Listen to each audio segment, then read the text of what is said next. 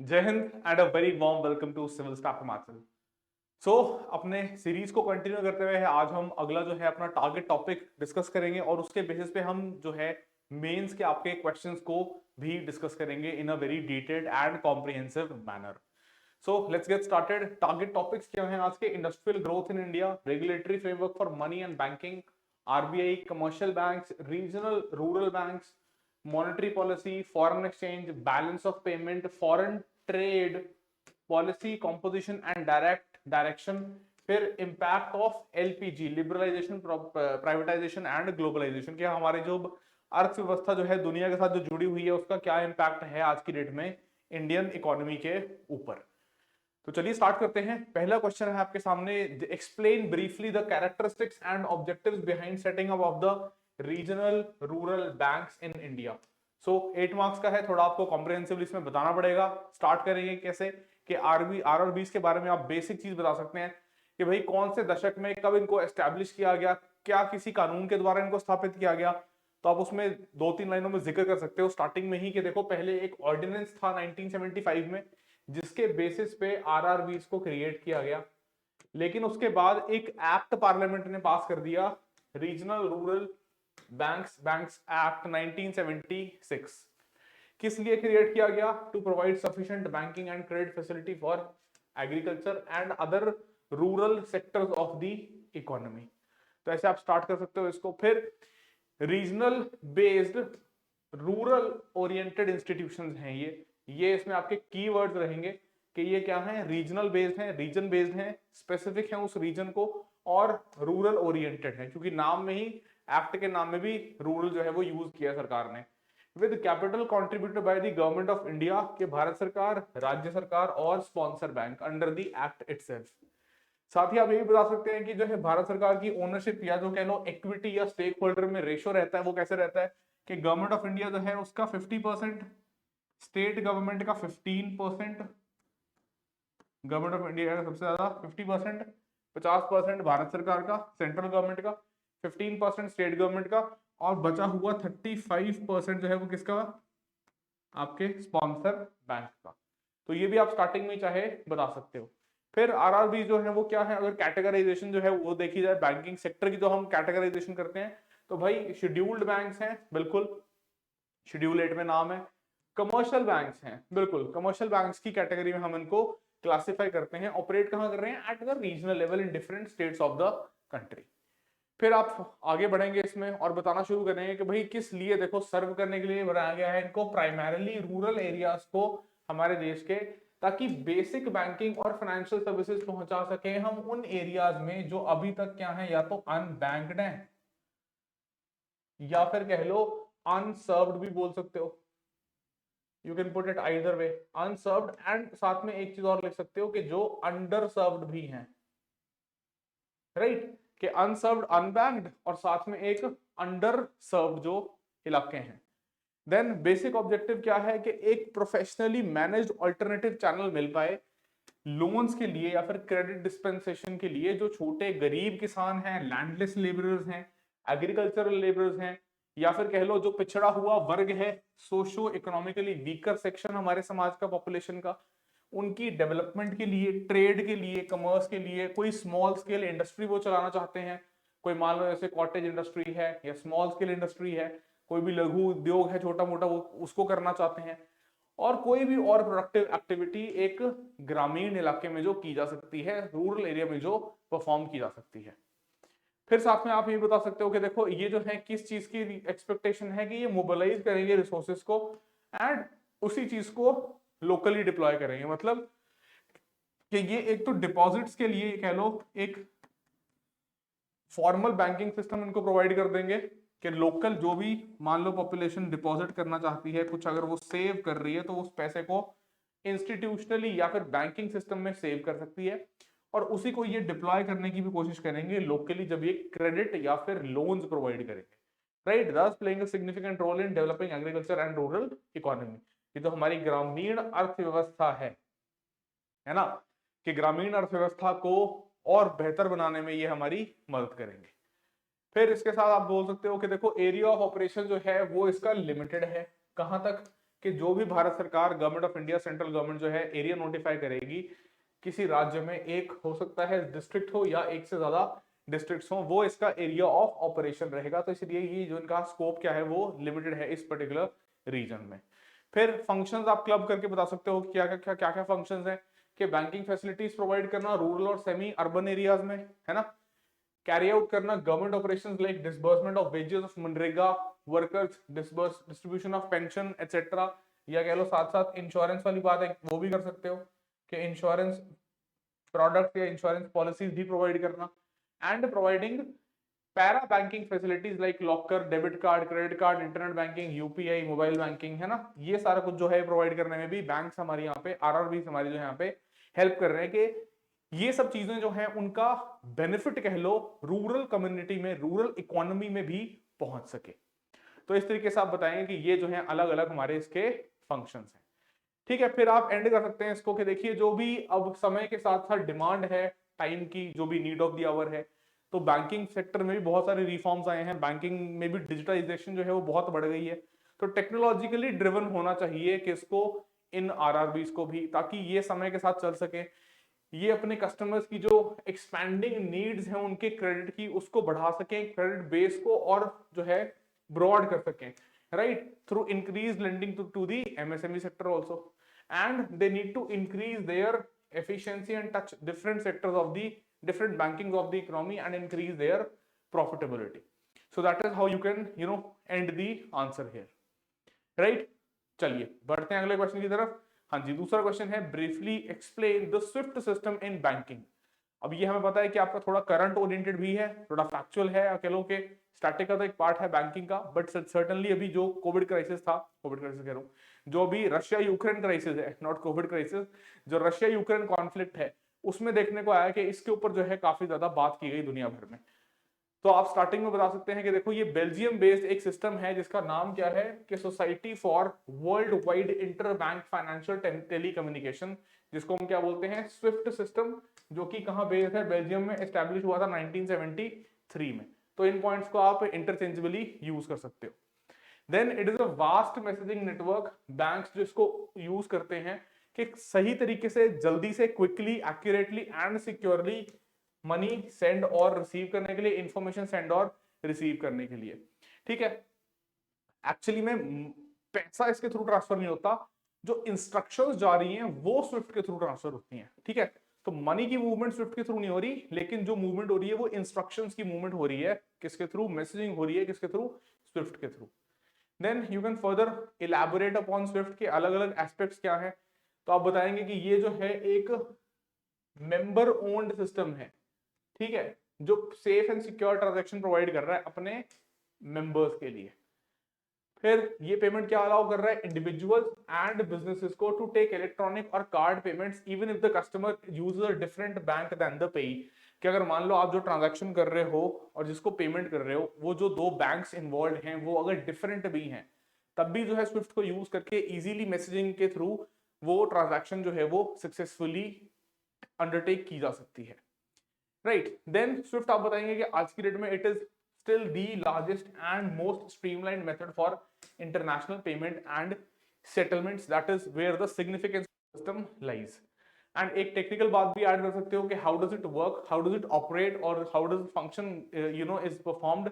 So it assigns each member a unique ID, और इस unique ID की जो कह लो पेक्यूलियरिटी है या जो इसकी खास बात है वो क्या है कि ये सिर्फ बैंक को रिकॉग्नाइज नहीं करता, ये उसके कंट्री को, सिटी को, ब्रांच को, सभी को रिकॉग्नाइज करता है। तो it is basically you can से a number which will identify which particular bank branch in which particular city is being referred to, right? So therein lies the significance of the system, right? Then it has been used to impose economic sanctions such as on mischievous actors in the world such as Iran and Russia. तो ये आप बता सकते हो कि जो अभी crisis चल रहा है, रशिया प्लस यूक्रेन या रशिया यूक्रेन जो कॉन्फ्लिक्ट है, उसमें बहुत सारे इंटरनेशनल प्लेयर्स ने इसकी डिमांड भी करी थी कि स्विफ्ट जो है सैंक्शन लगाए जाए रशिया के ऊपर, रशिया की इंटरनेशनल जो प्रेजेंस है इकोनॉमिकली उसको क्रिपल किया जाए, उसको कट डाउन किया जाए, and hence this was in news as well.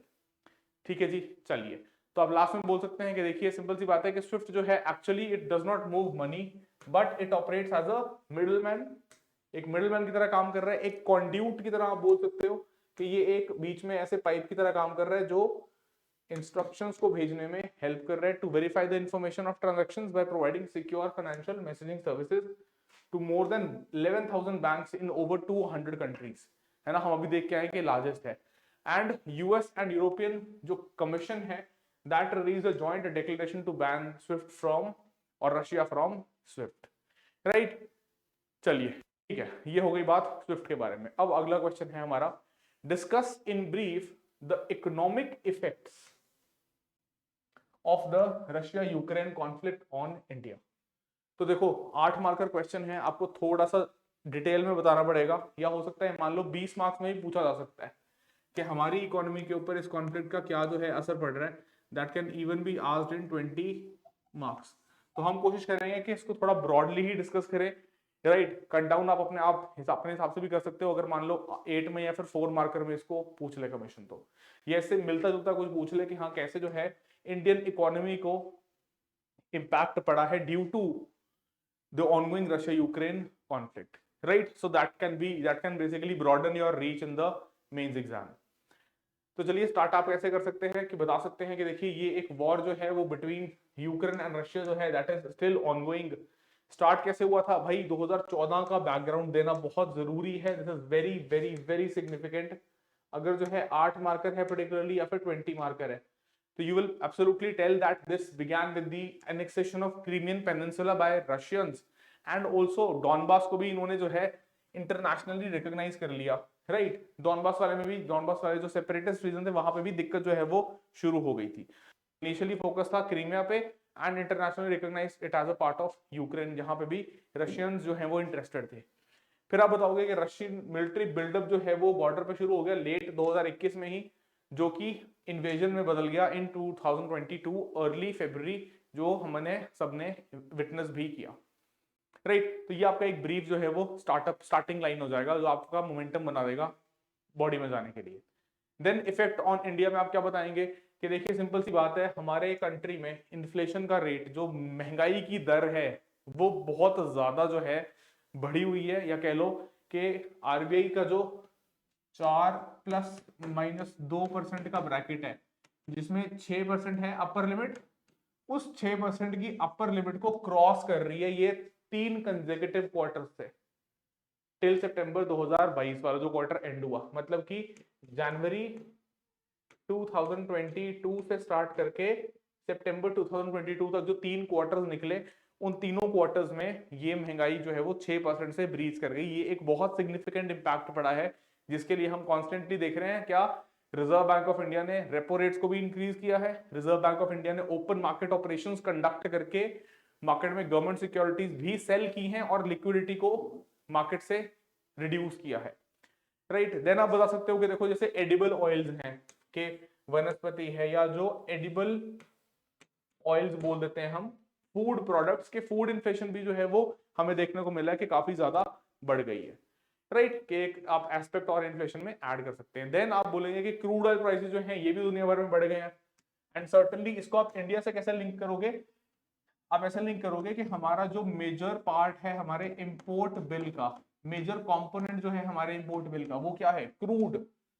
तो भाई उससे हमारी पूरी इंपोर्ट बिल की जो कैलकुलेशन है वो खराब हो जाती है, हमारा इंपोर्ट बिल बहुत सिग्निफिकेंटली बढ़ जाता है, right. So we have to spend much more on our imports which certainly is a cause of concern.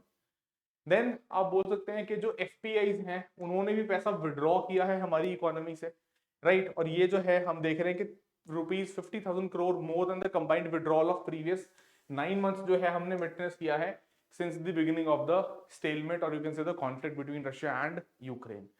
So that is कि investments have also started pulling up, or you can say drying out. That is another impact. Then रूपी की depreciation के बारे में बात कर सकते हो कि अभी तो चलो ठीक है थोड़ा स्टेबल हो गया है, बट रूपी वर्सेस डॉलर जो स्टेबलाइजेशन या फिर डेप्रिसिएशन हुआ है रूपी का, that has also been you can say of cause of worry, right. ठीक है जी। फिर आप लास्ट में बोल सकते हो कि देखो इसको जो है अवर्ट करना, या फिर कह लो इसको जल्दी खत्म करना एंड उसके साथ कुछ दुनिया भर में कोऑपरेशन मेजर्स लेना, वो जो है वो सिग्निफिकेंट है, जरूरी है। क्यों जरूरी है? कि एक तो we need to more aid and global cooperation on logistics to avert any kind of food crisis, particularly जब अब हम देख रहे हैं कि winters have approached, right, in the northern hemisphere now the winters have approached, and of course there can be a food crisis which can go, and Ukraine में तो ये सारा कुछ हो ही रहा है, सिर्फ हमारी बात नहीं है ना। then targeted government's approach for households hardest hit by the rising cost of living। अभी बात करिए inflation breaching the 6% mark for the previous 3 quarters, right, तो उसके लिए कुछ बताओगे।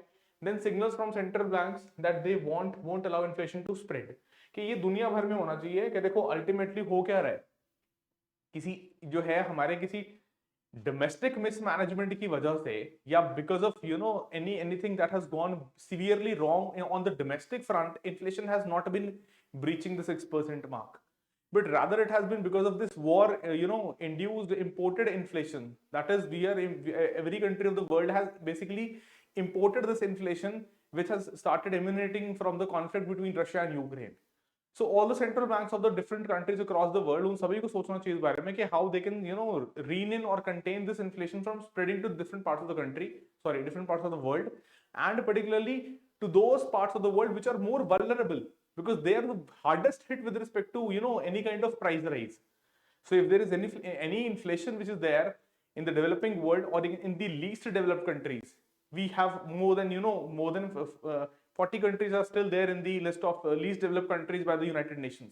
तो भाई उनके लिए जरूरी है कि उनके लिए कुछ जो है किया जाए, उन तक ये मार जो है बहुत ज्यादा पहुंच रही है, ठीक है। Then US monetary policy can tighten faster as prices are driving up over buoyancy and demand, more solidarity in Europe on defence and energy spending.